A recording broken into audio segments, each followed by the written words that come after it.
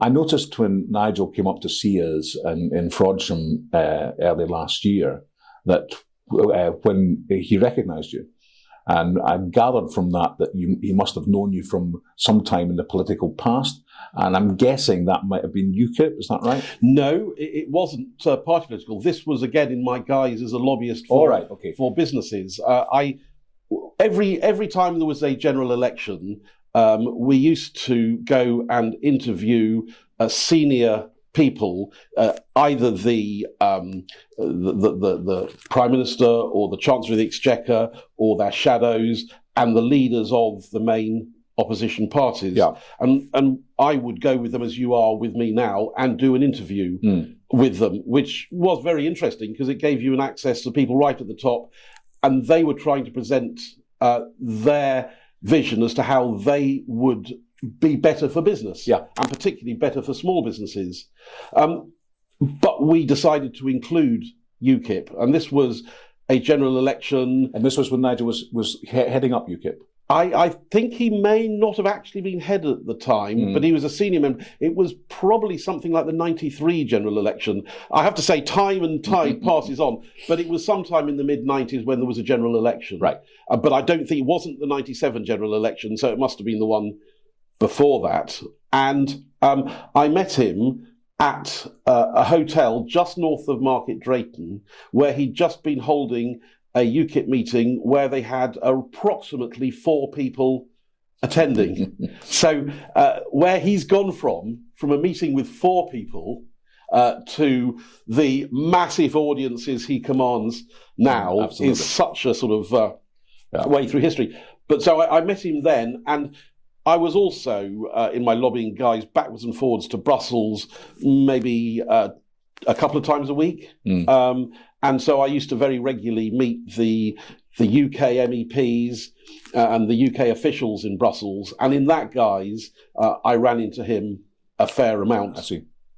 That's very disappointing, though, because I'm now going to have to delete all my UKIP section that I thought you could tell us about. Oh, well, no, I was a Conservative all the way through that time. Right. But I was a Conservative who was sympathetic to the views of UKIP. I particularly remember when John Major was still Prime Minister, a session over in Europe when the European Commission and various member state heads of government were. So it was a European Council meeting.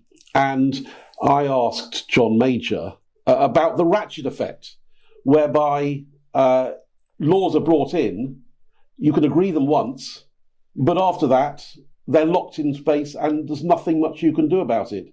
And the dismissal that I had from John Major and his complete absence of understanding of the democratic deficit which was implicit in the way the European Union was organised is what really set me on the path to supporting UK exit from the European Union. Yeah. I think a lot of people were in that boat. You said that you had been press officer in Baghdad.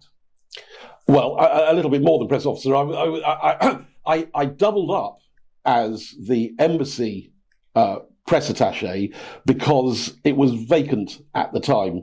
And that was quite an interesting experience because my time filling that role coincided with Gordon Brown's official visit to Baghdad. So I got to coordinate the Baghdad end of the media management of a prime ministerial visit, which gave me a good insight into the way the spinning that's going on in the background. And, I was party to a lot of the discussions that Gordon Brown was having with his officials because I was an anonymous sort of military figure sort of lurking in the background. But there you go. It did give me an interesting insight. I knew Gordon Brown. I used to play football with him when his father was the rector in Hamilton in Scotland. And I also knew him when he was at university in Edinburgh. Well, I'll tell you my number one Gordon Brown story. I was, in 1997, standing in the queue in McDonald's in St Albans, and the phone went, and I picked up the phone while you were standing in the queue at McDonald's, and this voice said, "Hello, Nick, it's Gordon here." and I wasn't quite sure what this Gordon was. So this conversation went backwards and forwards a bit while I was trying to work out who on earth this Gordon was. It turned out it was Gordon Brown, wanting to remonstrate with me that we put out a press release about aspects of the Labour Party policies in their manifesto, saying that they didn't add up, and he wanted to explain to me why they really did add up. And that really illustrates the difference between the Labour Party when it arrived in 1997 and the Labour Party which has now fallen into government by default, you might say, in 2024. Yeah. I mean, I wasn't a big fan of the Labour government in 1997, but you had to take your hat off to the preparation, the dedication they had to the fine detail of everything, and they had dug into all of their policies.